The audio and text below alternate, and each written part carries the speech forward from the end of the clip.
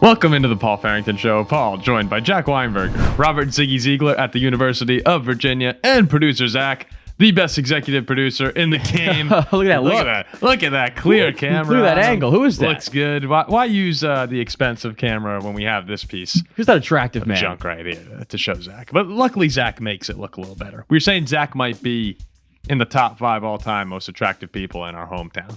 And he's not 2, 3, 4, or 5. He's not 2, 3, 4, or 5. Sounds good. So today we're going to break down a couple of the stories coming out of OTAs for the Vikings and the Packers later on in the show. Terry Bradshaw ripped the Steelers, Jack. I don't know what side you're supposed to come down on that because Terry Bradshaw is your guy. The Steelers are your team. We'll see. Big Ben is my guy. Just Big Ben? I mean, Bradshaw played in the 70s. I mean, so I thought you were a big Terry Bradshaw fan. I didn't know Terry Bradshaw. I mean, it's the same way that I'm a like huge Ben fan. I like Fran Tarkington. I root like former Vikings. I support them still. I could care less. Okay, so I guess Terry Bradshaw's not Jack's guy, which makes me think he'll side with the Pittsburgh Steelers here. Although you've been upset with the way they've been performing recently. So we'll see. Yes. We'll see when we get there. We're going to end with the doctor draft, which Ziggy has been teasing for quite a while now. But I did Ziggy want to teased me. Oh, Ziggy, yeah, he does.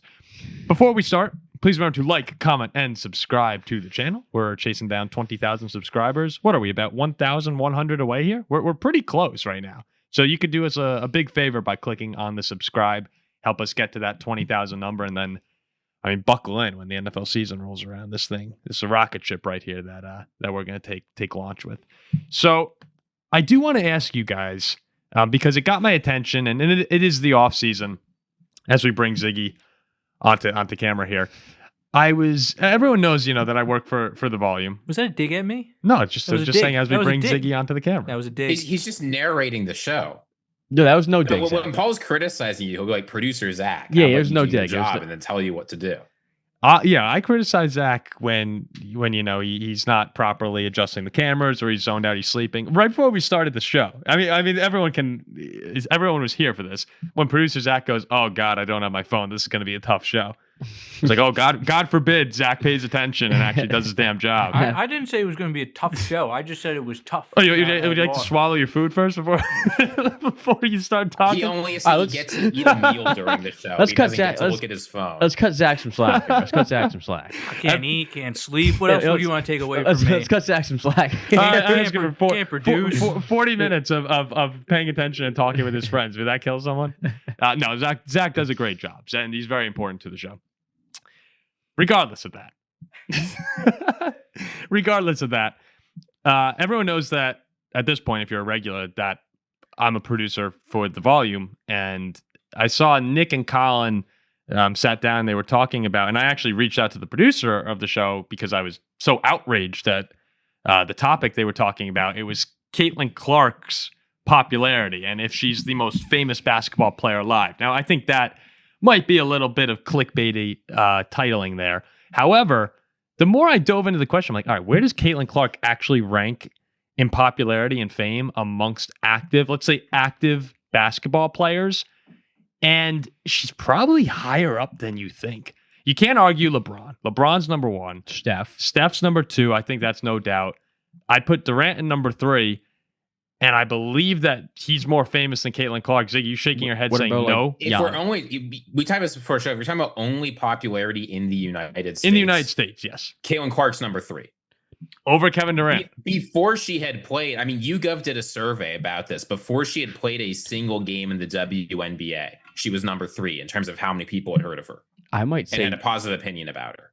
I might say she's 3 also. Over Kevin Durant? She beat Kevin Durant before she played a single game in the WNBA. What about like Giannis?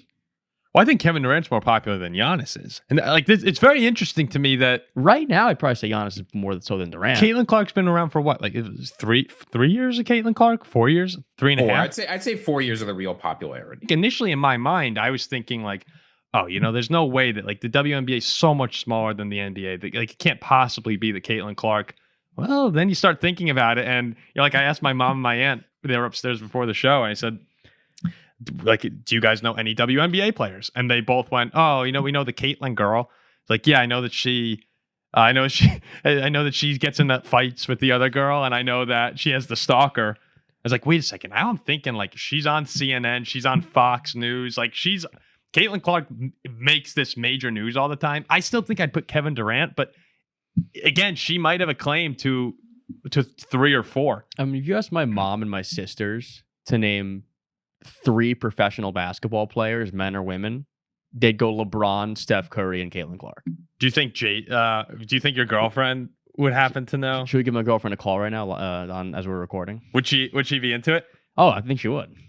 Please. All right. Because this is the whole conversation here. Do you think that like the regular, just she's not really an NBA or WNBA fan, no, right? She's not a basketball But like, fan. does she know? She knows who LeBron James is. Yeah, she she'll knows know who LeBron, Steph she'll know Curry, Steph. Probably Steph. And then outside of those two, I don't know. Do it. Let's see. I'd like to put it to the test here. Right up to the mic here. Can we hear? Should be, but Is she talking right now? Hello. Hi, Jaden. Yeah, we can hear that. You hear? Okay. Jaden, you're on the Paul Farrington show.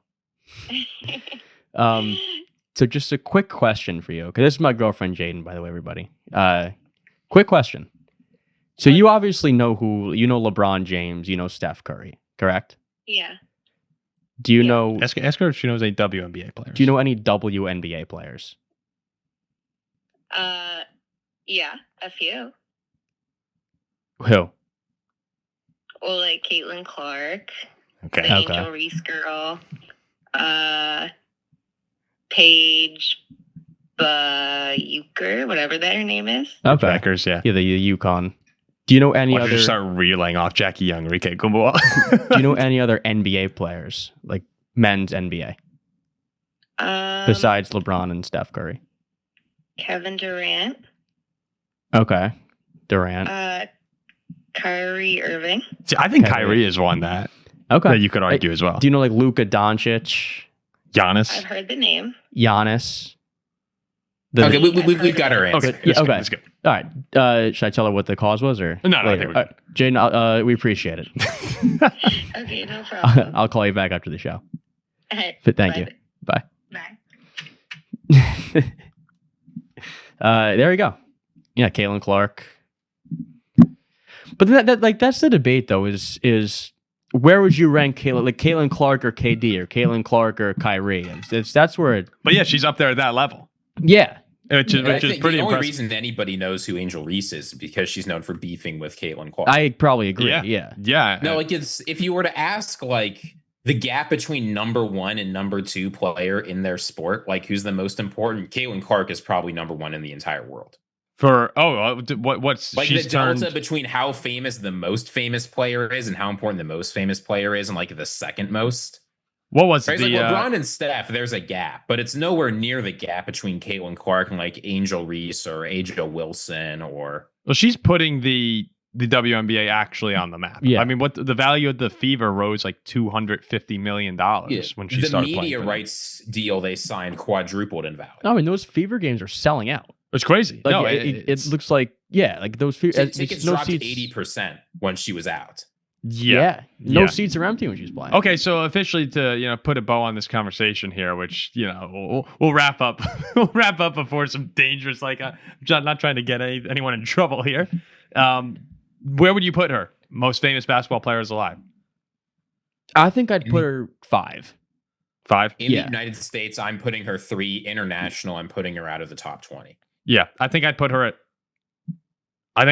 4. But like if Giannis is above Caitlin Clark, then I think Kyrie. So like you're really betting on, to me, her being in that between the gap of the top 3, who I think is 3 of the most famous athletes alive. I think it's LeBron, Steph, Giannis, and KD. Then I'd put Caitlin Clark. Yeah. Okay. I think that's a reasonable one. I actually might have been talked into. Man, you look at like Instagram followers. Giannis has 17 million. Caitlin is 3. Like Giannis is, but again, who knows? Maybe how many of those are people from Greece? And Right. so I guess maybe I'd put Caitlin at 4. Wow. Okay.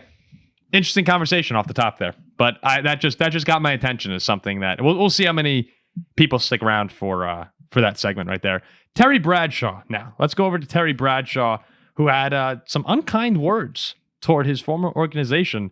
He was talking about how the Steelers have handled their QB situation over the past few years, and I think this maybe immediately discredits some of his opinion in my mind. But he goes, "quote I liked Kenny Pickett. I liked him at Pitt. I know him. I know what he's like. When they got him to Pittsburgh, they didn't protect him. They didn't get him an offensive line. They wanted to run the football, but they didn't have an offensive line that could protect him, and they didn't have weapons. He had no receivers to speak of. Then they throw a kid in there for 2 years. You got an offense that doesn't fit, doesn't work, can't run because the offensive line stinks. Not even good enough for a run blocking team. Now they're saying Kenny Pickett's a failure. He wasn't a failure. The Steelers were a failure. He goes on then, talking about their pursuit of Aaron Rodgers. That's a joke. That to me is just a joke. What are you going to do? Bring him in for 1 year? Are you kidding me? That guy needs to stay in California, go somewhere and chew on bark and whisper to the gods out there. So your former quarterback, Jacku.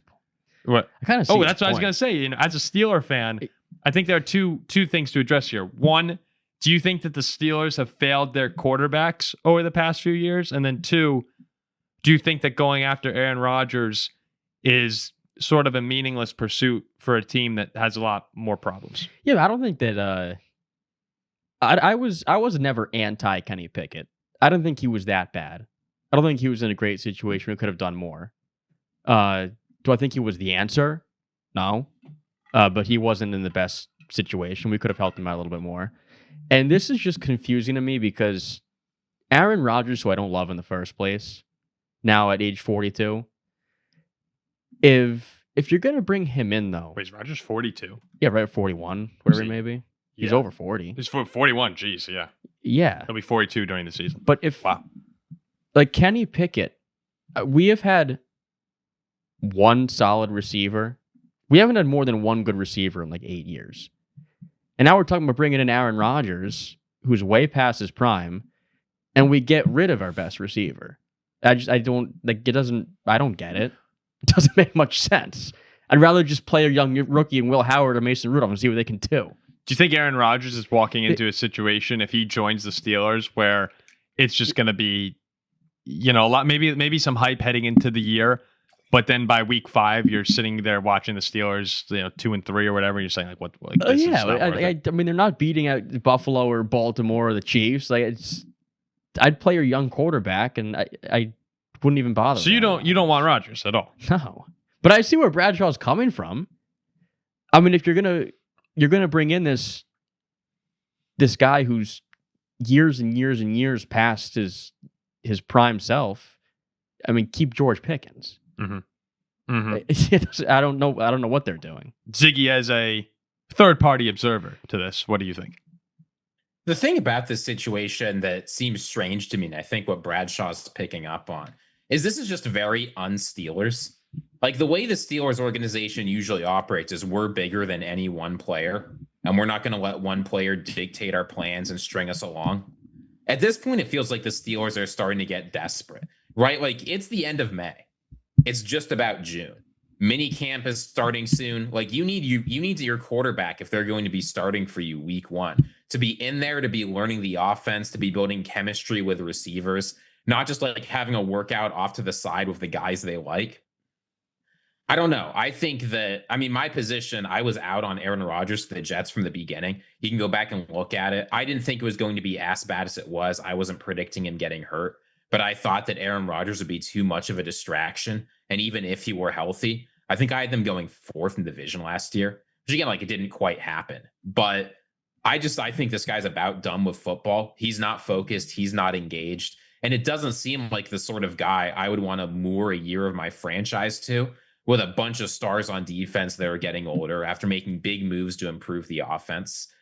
You're not going to get Aaron Rodgers at his best. And every day that passes, a day he's not there working hard to be good at football, I think he's done. Well, this feels like the extended purgatory for the Steelers that we've been talking about. And I mean, going back to Kenny Pickett and these, the previous quarterbacks we've had, I'm not trying to say what you think I'm going to say, but if you I don't know what that means. If you give Kenny Pickett a killer offensive line on Antonio Brown and Le'Veon Bell, things are different. Like, Kenny Pickett wasn't set up for in a great situation. He wasn't. I also don't think Kenny Pickett was that good though. Me neither. But he never really had a chance. You're saying he wasn't that bad? Yes, he never had a chance. Like, if you insert Kenny Pickett to the current Vikings scheme, with Justin Jefferson and O'Connell Jordan Addison, and Addison. yeah, I think things are different. But Aaron Rodgers coming into Pittsburgh now, I don't think he does much. Do you think that problem with the Steelers, how much of it now do you start to trace back to Mike Tomlin? Because that's a conversation we've had a few times on this show, and basically every time, I believe the four of us have all agreed, keep Mike Tomlin, and we say this is stupid. The people who say they don't want Tomlin don't understand how big of a drop off it goes from when you're competing for the playoffs every year to that full rebuild where you're just lost as an organization, like the Browns are usually, the Jaguars are usually. And Tomlin at least gives you that high floor. But now that ceiling doesn't feel as achievable as it used to earlier in his career. At some point, do we need to start focusing on Tomlin? I've always been pro Tomlin. But we all have. Yeah, we had a Hall of Fame, first ballot Hall of Fame quarterback for years.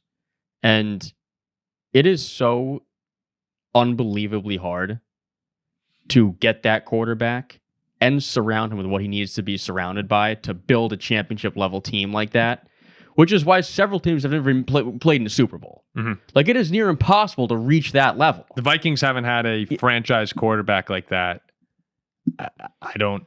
What Culp? Like, I think you could count Cousins as a franchise quarterback, but not like not in the same. Not like Roethlisberger. No. And someone that you drafted too, like it would have been Culpepper had he not gotten injured. And before that, it's Fran Tarkington.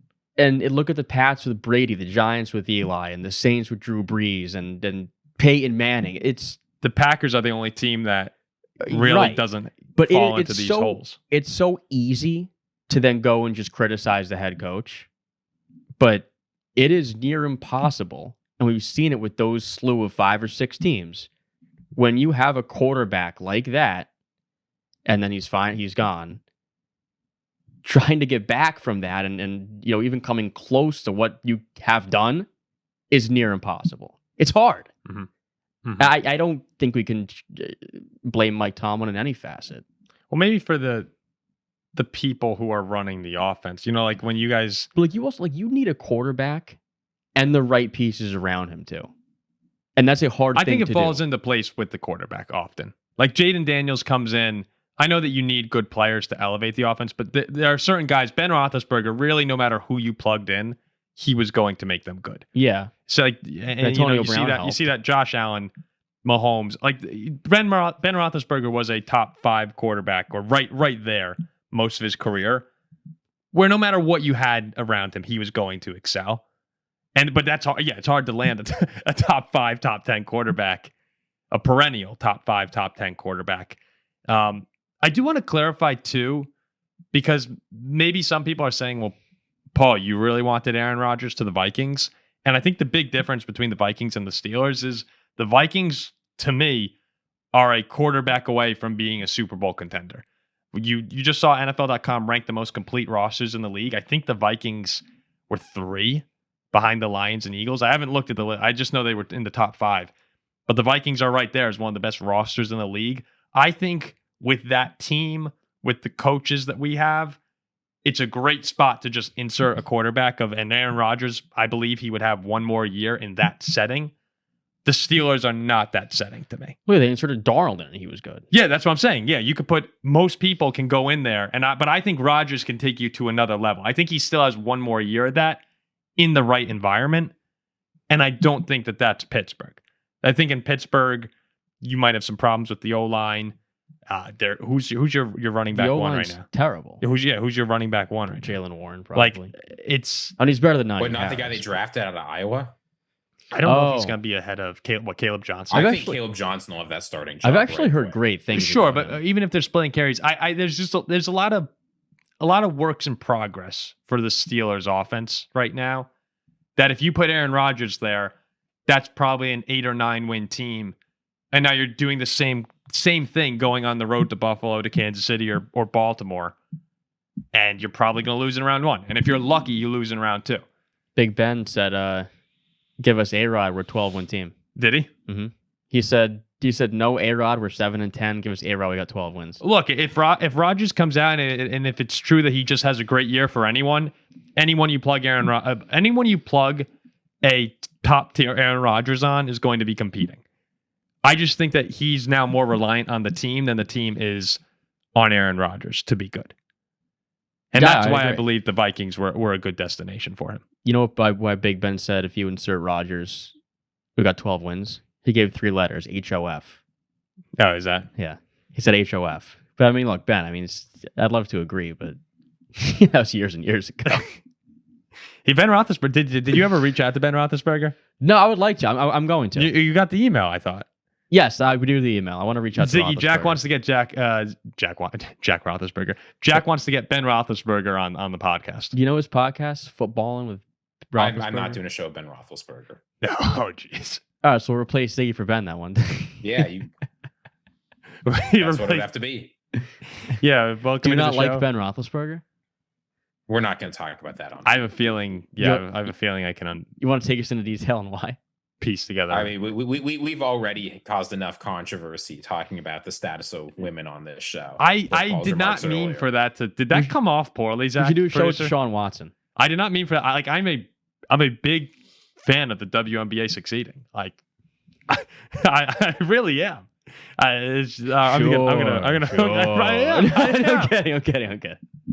I was talking about the Packers. Every single day when we're doing the rundowns for these shows, Jack sends in the group chat, why don't we just do like the most relevant Packer topic? Call it a day, 15 minutes, go get some ice cream or something. Yeah. And then me and Ziggy will be like, well, that's not really how it works. So, I mean, it is. with that said, Let's Packers spend news. 15 minutes on the most relevant Packers part. Yeah, let's do exactly that right now. Okay, Ziggy, I'm going to throw these over to you because you are the most excited to discuss the OTA news, which I actually agree with you. I think OTAs are exciting. Jack doesn't. I think they're exciting. 2 stories that we have out of the Packers camp. I want you to pick the one you're more excited to lead off this segment. So, I mean, I think Jack doesn't get excited about OTAs because the Steelers, you just know every season they're going to be an 8 to 10 win team. Or I guess a 9 to 10 or 11 win team. Like, that's just what they're going to be. So why pay attention to OTAs? Why pay attention to what's going on? Like, what the outcome is. Well, no, it's before the Pirates season baseball starts. season now for me. It's Pirates baseball. Other people, fans of other teams, have teams where things can go well or things can go poorly. So the Green Bay Packers are one of those teams, I think, where there's a lot of variance. So I'm paying attention to a lot that's going on. I think the number one story when you're talking about this Green Bay Packers has to be the offense, right? So I want to open by talking about, we've seen some videos coming out. Jordan Love is making throws. We got to see Matthew Golden. I don't know if we got any videos or images of that. I sent some stuff to the show email, but we may not have been able to get the graphics package in. I thought it was exciting to see Jordan Love out there making some big throws, forming a connection with Matthew Golden early on. I think that, you got to see Matt LaFleur come out and talk about Jaden Reed, the job he's done mentoring people, integrating these guys in, and that's all well and good in practice. But I think what you saw today of the way Jordan Love was throwing, the way some of these guys were getting attention with the ball, it's going to be a big year for some of these rookie receivers. They're going to be asked to do a whole lot in this offense. That is not where I thought you were going at all with that. Like, Where do you think I was going with that? I thought I thought the stories we were going to talk about was Elton Jenkins and Edgerrin Cooper. So I was questioning. Oh yeah, Elton Jenkins is holding out because he wants a new contract. I guess that's true. Is he going to get it? Who knows? He doesn't want to be a center. He wants to be paid like a guard. Then moving him to the center screws him over. That's the story there. You need him to come back because we saw all the permutations of the offensive line they were throwing out while he's not able to practice. You need him in playing center. Well, you said Elton Jenkins, and then we'll go back to your actual topic in a second here. But you said Elton Jenkins. Didn't you guarantee he wouldn't be a Packer in 2026? I said he would not be a Packer in 2026 unless he negotiates a new contract for significantly less money, which I think is not going to happen. Very quickly, just to kind of give people who may not be aware of that situation and understanding of it, probably including Jack, honestly, and this is right now, I'm not going to confirm or deny. The Packers signed Aaron Banks, as everyone knows, this offseason to the massive contract. A lot of people were upset with the contract that they handed Aaron Banks to come in and play guard for their team. When they did that, they moved. And this actually, I think this is pretty interesting. Elton Jenkins kind of has a point here. They moved Elton Jenkins from guard to center, right? So they decided to replace Josh Myers, their center, with Elton Jenkins, as opposed to perhaps leaving Jenkins a guard and finding a new center in the draft. So they moved Jenkins over to center, but center makes less money than guards in the NFL. A lot less. Elton Jenkins this year will be the second highest paid center in the entire NFL. Yeah, behind who? Only Creed Humphrey, right? Creed Humphrey's Yeah. 18 million, and the leading guard in the NFL makes 21 million. Elton Jenkins, if he were to sign an equivalent contract at center, he's making 17 right now at left guard. At center, he'd probably be getting paid 8 or 9. That would put him at about the equivalent, half the money. So Elton Jenkins is sitting back here saying he has 2 more years left on his deal, but he can be cut for relatively cheap heading into next season. He's saying, guys, like, what the hell? You just moved me over to center. I'm going to make way less money than I would have. I'm an all-pro at guard. I want some future stability here. Financial you stability. replaced me. You're paying a guy who's much worse at the position than me, substantially more money. So it's actually a reasonable slight. Hold on, who gets paid more, center or guard? The guards get paid more than the centers. Way more. Why? It's complicated, but basically, the basic thought is that guards do more of the blocking work I a feel little like the bit. center has it tougher. Got to snap the ball, look up, block this nose tackle. Yeah, but the thing is if you're the center, usually there's a guy helping you. Either the left guard or the right guard. You're often not one-on-one. Usually a guard. Yeah, but it's like it's one of the guards, right? Whereas if you're the guard, half the time you're going to be on your own. I think that actually the same way you've seen the guard market explode recently, the center market's going to catch up as people realize the interior of the offensive line is important. But as it is right now, the guard market has exploded. The center market has not exploded yet. And if you're Elton Jenkins, there's a very good chance that you are going to get cut next year and miss out on $20+ million. It's and the guard market, the safety markets, like these markets have blown up more from what they used to be. The running back market's about to probably. Do you like markets, Ziggy? I do. I don't know. I'm kind of neutral on markets. I don't know. Actually, markets are pretty good. I like markets. They keep things going. But the center market should catch up. But I think Elton Jenkins actually has a reasonable claim here to be upset. Now, it sounds like Ziggy still is holding the belief that the Packers next year are going to just let him go after he'll be 30 years old next offseason. And the Packers typically don't give big contracts to people over age 30. But that's just something to monitor as we continue through this offseason is what happens with the Elton Jenkins situation. Well, and a lot depends, too, on what they want Jordan Morgan to do. He got work today at right guard. Everybody's been saying he's going to be playing at tackle next year. I don't think that's as obvious as everyone pretends. He might. With the second team today, he worked at left tackle. The first team, he worked at right guard. I think they're still trying to find a spot for him. But if he's going to be playing guard for you, you've got Aaron Banks getting paid at left guard. You're going to have to pay one of Zach Tom or Rasheed Walker. The Packers already have one of the most expensive offensive lines in the NFL. And frankly, they're not the Eagles or the Lions. No. I mean, they have a good offensive line, but they don't get the results of having one of the highest paid offensive lines in the entire NFL. They're going to have to make tough choices. And I think one of those tough choices will be Elton Jenkins leaving the team, which is why he's trying to hold out and get some financial security. So the just to also touch on the topic you said before we hit Edgerrin Cooper and then the Vikings, when you talk about Matthew Golden, I'm gonna wait a little bit to hear more news on Golden before I have too big of reactions. But here's what I will say is I'm not expecting Matthew Golden to come in and dominate next season. I don't think that's going to happen. I'd be very upset if it did. But a lot of times with these receivers, I do think that you start to see little trinkets of dominance or future dominance come out of training camp and offseason activities where, I think about the Vikings and Randy Moss. Go look at those old stories. Now, I'm not trying to equate Matthew Golden to Randy Moss, but when Randy Moss was practicing with the Vikings, first day of practice, I think he just came out, ran a go route, ran past everyone, and every single person on the Vikings went, holy crap, this guy's good.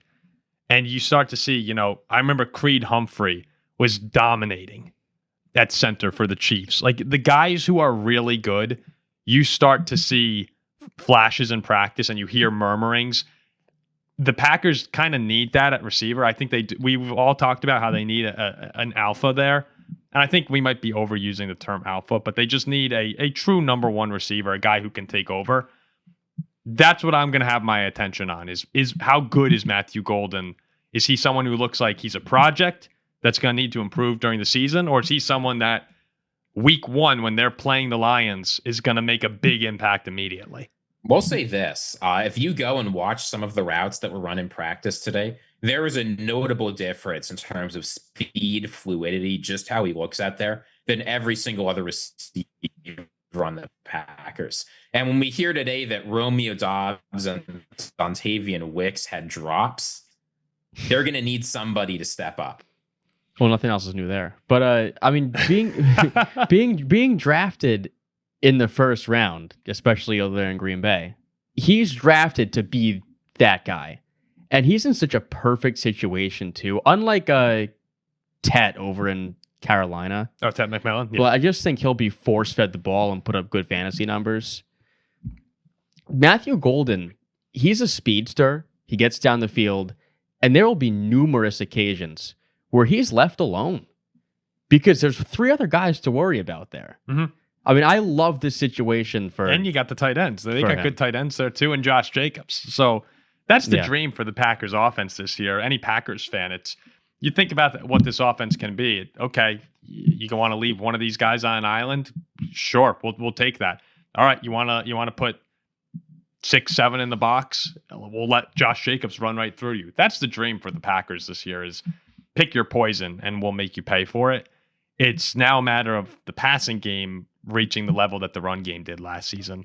The other story that we were going to talk about with Green Bay was Edgerrin Cooper, who, as Ziggy pointed out, I mean, this was Ziggy's story. So Ziggy wanted to talk about this one. I'm not going to take too much of your thunder here. Do we have the image? We do have the image, but it's not on the computer. Who's Edgerrin Cooper? I'm kidding.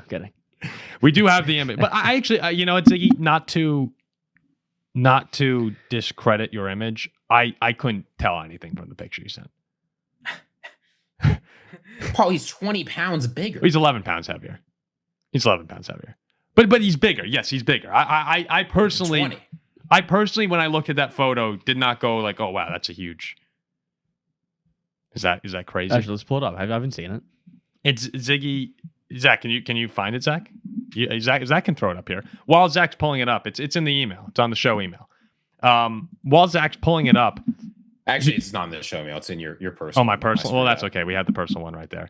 If you go to inbox, Zach, it should be right there. I mean, it's just, I don't know. If Edgerrin Cooper is 10, 15 pounds bigger, it's all muscle. He's still moving around as quickly. We've been sort of joking around about like an Edgerrin Cooper Pro Bowl or All Pro season coming in. But in all seriousness, I think that extra size and strength can make a big difference. Well, and that's what LaFleur said. LaFleur's quote was, he's so much more confident. Certainly his body looks different. I don't know if you guys could tell, but he's like 240 pounds right now. The added weight, and he still looks like he's moving as good as he did a year ago.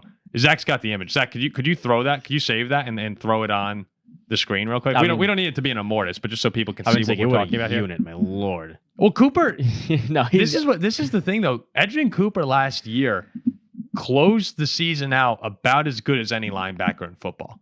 And I know that he, like, throughout earlier portions of the year, he was rotating in. He had some injury concerns at times, but then when he got going, he won Rookie Defender of the Month, I believe it was, for December and January. We talked about him a lot on this show. He was a monster, and that's one of those guys now. We talked about on the last show, Jair Alexander, the trickle-down effect of having a really good player. He looks way bigger. Every Packers fan is going to come in the comments and say, wow, I had no idea Edgerrin Cooper could be that big. I had no idea he could put on that much more muscle. If you actually, I know you don't follow the Packers very closely. I know you don't watch them very much. If you actually watch the Packers, you'll see the difference. That could be Shout out to Andy Herman for this picture, by the way. That could be a fair statement. I mean, good job, Zach, with the zoom ins here. Enhance that, please. Enhance. He's got a nice butt. So yes, there's the Edgerrin Cooper picture. Well, very well. You know, a round of applause for Zach. Hold on. And you said the Packers don't usually give out contracts like past the age of 30. I mean, they're not a third contract team. So I only have 4 years left. Yeah, you're running out of time. Got to make it happen soon.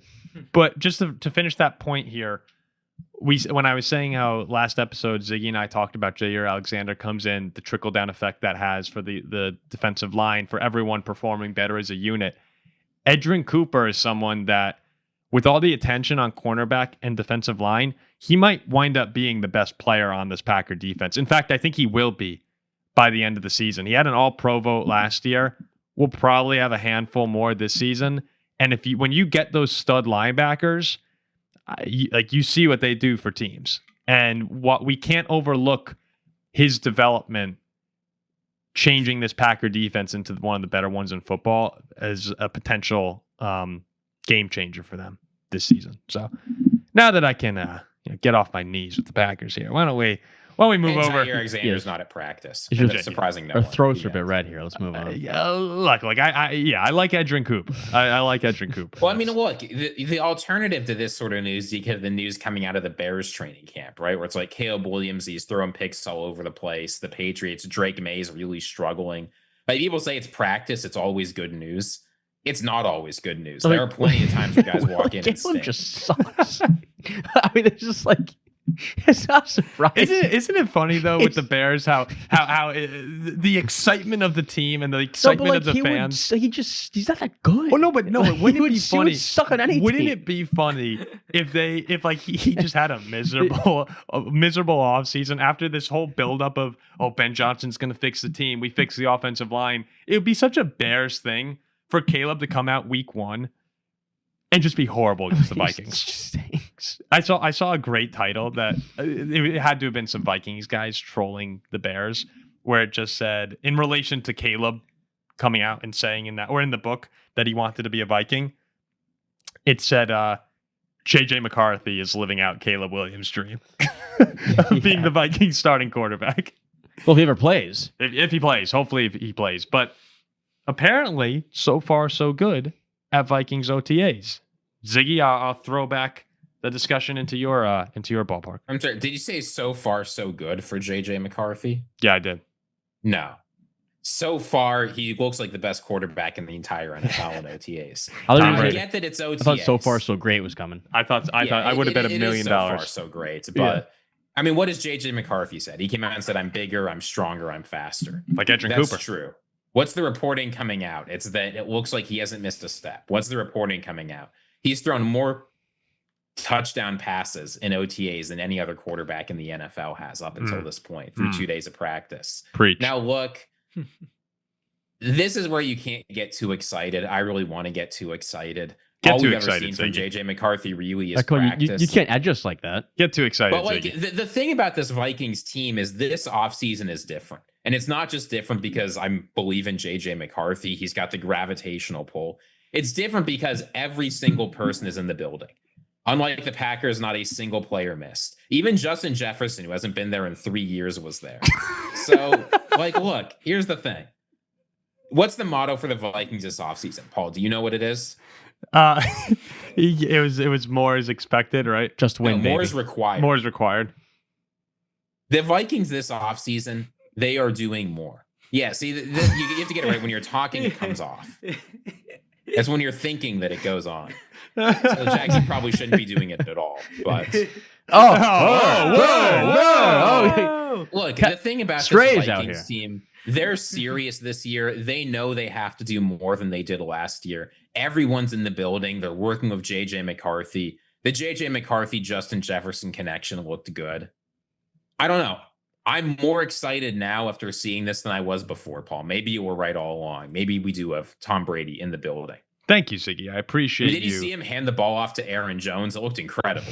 We're going to see a whole lot of that. Oh yeah, he's got experience with that. Like in Michigan, he was great at that. He might be the best handoff player I in the think league. he actually is. And I'm not joking about No, that. I think he actually is. Can you imagine the play action we're going to get? It's going to be filthy. So this is where I think a lot of people have said that I've been getting a little out of control, that I've been veering more towards Jack in terms of the takes, and Jack is coming more into my lane of kind of neutral. I am going to say, let's just pump the brakes a little, though I do like getting excited. Like, I am all for getting more excited than you should get Get over the these underwear wet. Get the situations. underwear wet. Come on, get it wet. Get the underwear wet. Get the underwear wet.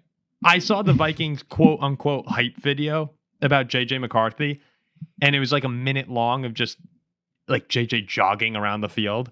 And 20 seconds in, I went, okay, like I can't do this right now. So I'm not there yet, but I will say, seeing him look bigger, having everyone say he looks stronger and the same. That's a win to me. Right now, I'm not going to come out and say the Brady thing. That was supposed to be like a hot take segment when we did that. Like, I was just saying I like the mentality JJ McCarthy That's like a has. sun temperature take. I didn't call him Tom Brady as a player. I called him Tom Brady the mental side of it, which I think is very important. Still, I'll stand by that. But right now, to me, the win is that everyone's coming out and saying he looks really good and he's 110%, and this should be fine coming into the season. That's great news. Now it's a matter of, okay, let's build day by day here as we get closer to the season, and everything leads up to a really hard opener on Monday night against the Bears, where you have two teams that have a lot of question marks, but also I would say a lot of expectations, despite two young quarterbacks coming in and playing. If JJ goes on the road and wins week 1, that's a really good sign of the year the Vikings could have. And I don't know where Ziggy. Okay, I thought Ziggy left the screen for a second. So I view this as a win, even though I'm not going to sit here now and say we're going to the NFC Championship game. I mean, it's tough for OTAs to get every single player in the building, right? We've talked about it on this show before. The hardest thing to get in the NFL is not competent players. There are a lot of competent players in the NFL. The hardest thing to get is culture. And especially when you've got a young quarterback, getting them to buy into a culture and work hard is very, very difficult. I think the Vikings have Whatever the best else it is, culture you in don't the have to worry NFL about right that now. with JJ McCarthy. I think the Vikings have the best culture in the NFL right now. I don't Maybe think that's true. you have the Lions up there How about the Steelers? at one. I don't No, know. it's not the Steelers. But I see all the You videos guys of can't get your wide receivers to show up to games on time. You do not have the best culture in the NFL. I see all the videos of O'Connell coming out with the mustache and Kwesi. I think O'Connell and Kwesi are great. And I love the saying, I love the more is required. It actually kind of reminds me a bit of the way people talked about the Packers last year. Remember, I think everyone showed up as well to their OTAs. And obviously, I hope that the year goes a little different, even though the Packers were an 11-win team. But yeah, I'm very excited. I would take 11 wins this year. I would too. But the schedule is much harder this season. Guys, the 49ers schedule, it is such a Who do you think has the worst culture of all time in sports? all time in sports. No, currently amongst all sports, who has the worst culture? Oh, it's like the major American sports teams. Yes. I mean, I think it's hard because there's a change, but last year it would have been the Jets, right? Oh, man, the Jets are up to. I mean, the Pirates have to have. I think it might be the Angels. Angels are The bad. Angels are bad, but the thing is I think the Angels don't have the added factor of we're supposed to be good and it's failing, which makes that's the single worst thing you can do to a culture is when you're supposed to be good and you're terrible. Remember last year? Looking back, I just have to say this. It's You go, hilarious. please. It's fine. Uh, I think we're done with the Vikings or segment. 2 years ago, it was Shohei Ohtani. It was his last year on the Angels, and he was starting at the A's in Oakland, and he had to let the Angels know he wasn't going to make his start on time because he was sitting in traffic. Yeah, I mean, at the same time, in Trout's baseball, I injured. actually think the worst culture is probably the White Sox, right? That's up there, yeah. You wouldn't put It's the, so the bad for them Pirates in up there? Chicago. I mean, I might be wrong, but aren't the Pirates chanting "sell the team"? Every Yeah, single Pirates game? are up there. For Yeah, sure. but the thing is, like, the owner's bad, but on like the level of the players, I mean, I don't think the Pirates are great, but like the White Sox, it's We're not as bad as the White unbelievable. Sox.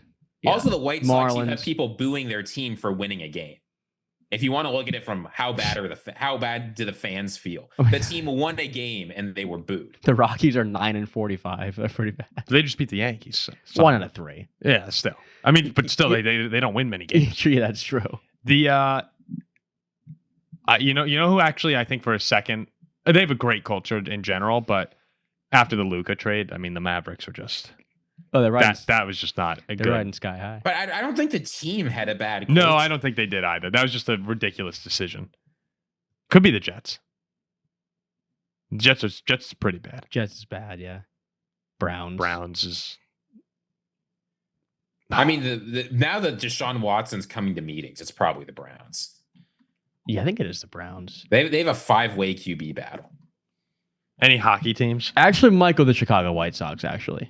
If I had to pick, I think the White worst. Sox have to be at least the favorite Yeah. for worst culture. Yeah, I think I'd go the White Sox. Did you see that the Browns right now are putting out every single day a like stats chart about how their quarterbacks did in OTAs, like their completion percentage, touchdowns, interceptions? Who's doing this?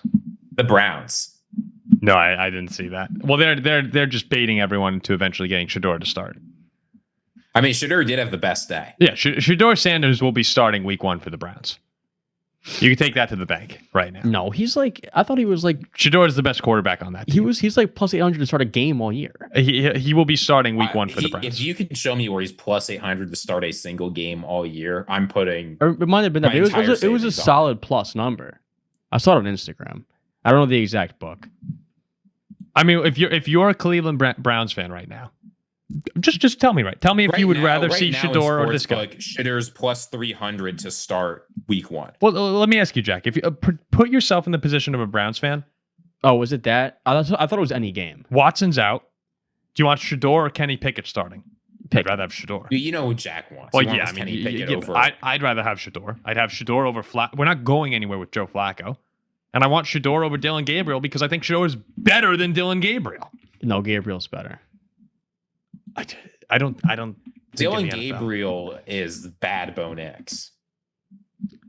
He was brought into that system and couldn't get it done. No, Gabriel killed Shedeur back in college. I'm telling you right now that the Browns are filled with backup quarterbacks, and Shedeur Sanders is the only one of them that has a reasonable chance to make them a competitive team this year.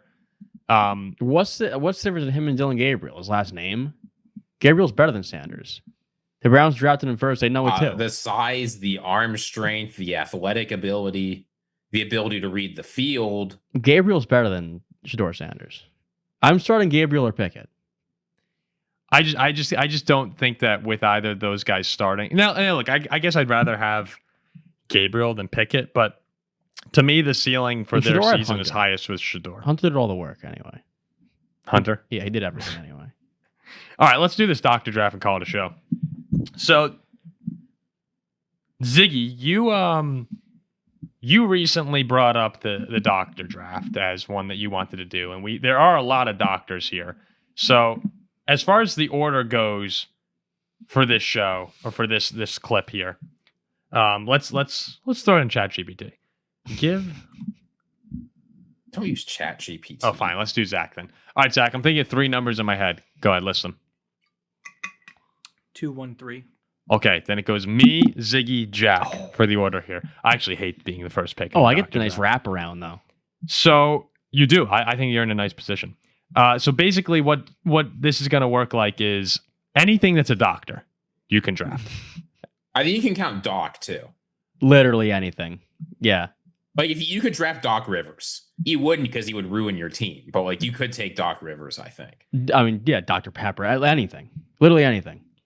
This is really tough. I don't know where. You think it's easy, right? But there's actually many doctors. This could be a 15-round draft.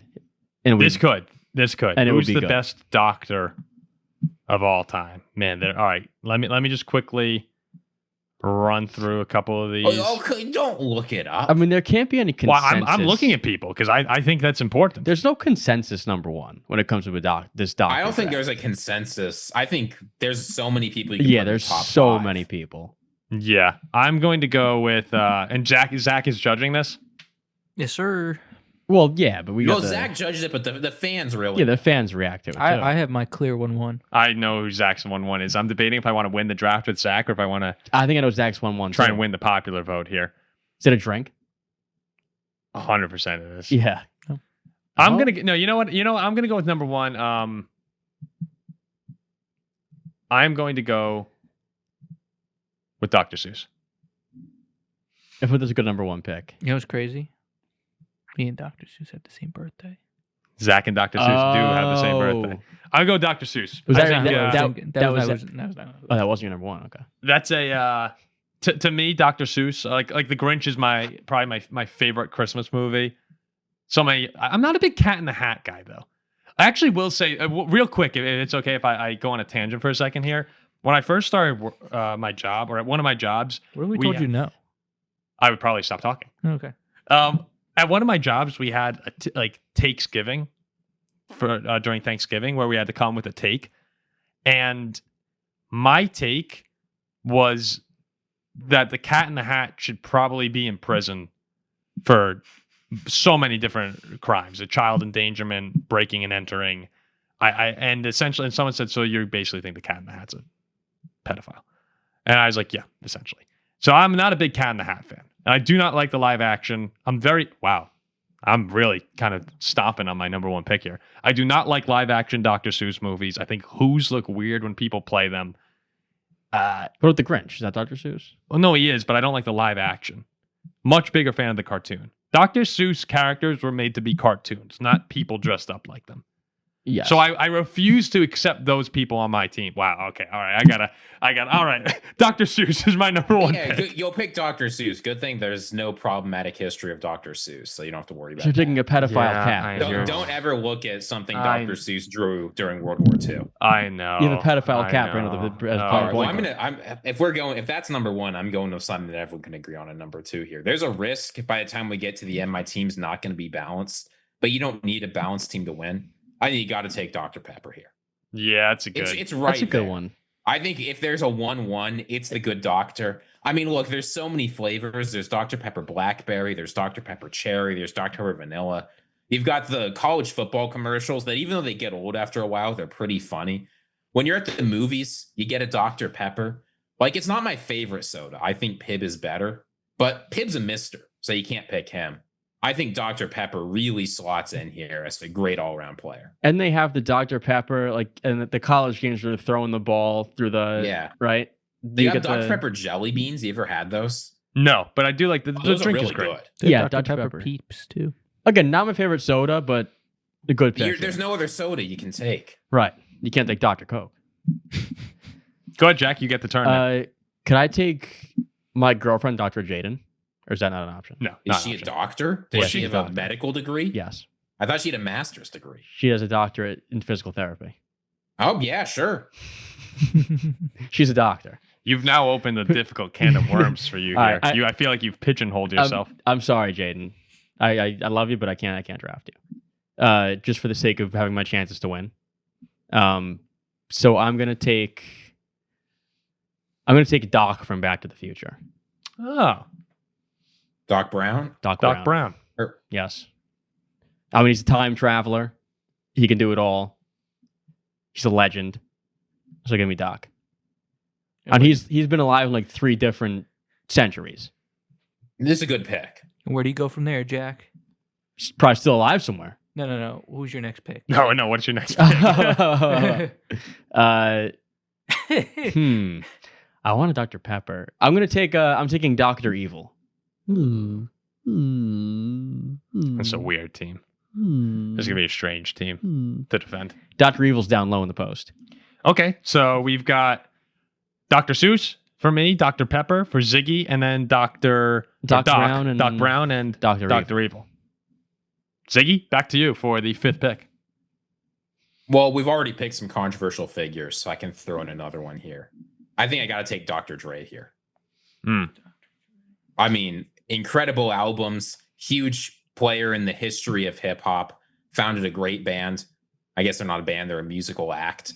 Released some great stuff on his own, did tons of great stuff all across his career. Did Death Row, that was good. Dr. Dre, I think you got to slot him in here.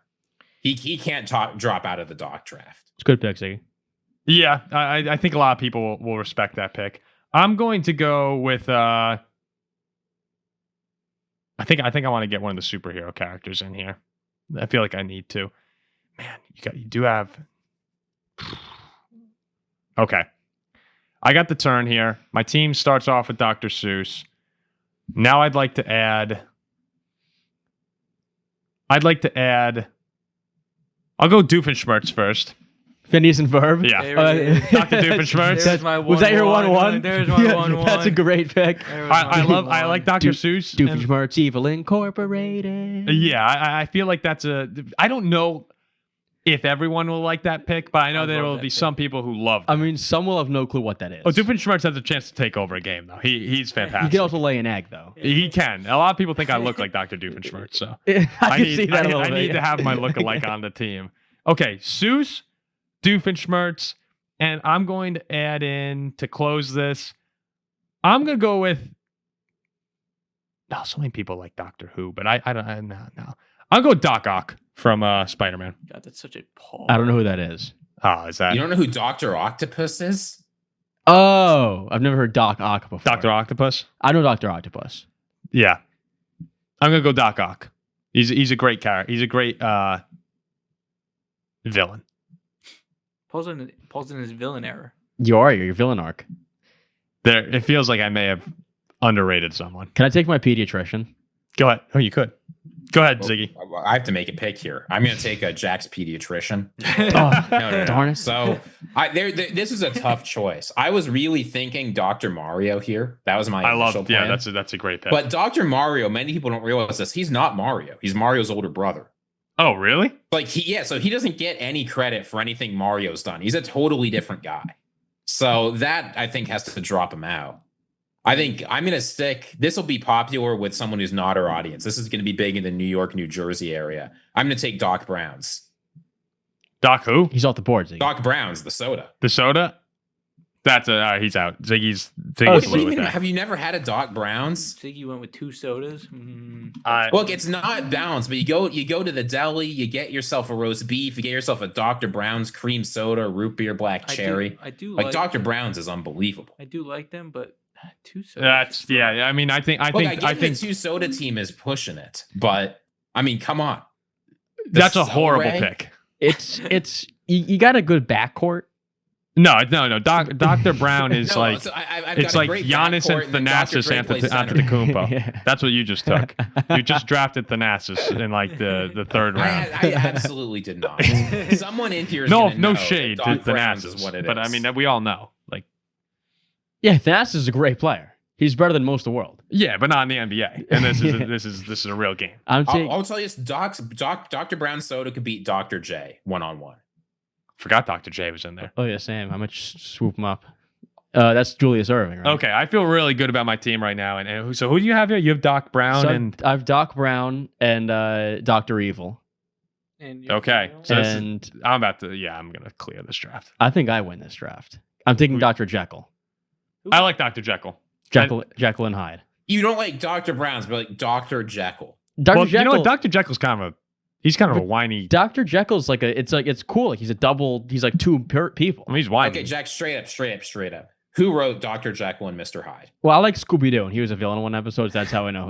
Who wrote Dr. Jekyll and Mr. Hyde? Just tell me that. Who's He shares a name with me. Ziggy Wolf. All right. Good hustle. Socrates. Okay, Aristotle. So there you go. Here are your teams. We'll each say our team. My team was Dr. Seuss, Dr. Doofenshmirtz, and Doc Ock. Ziggy?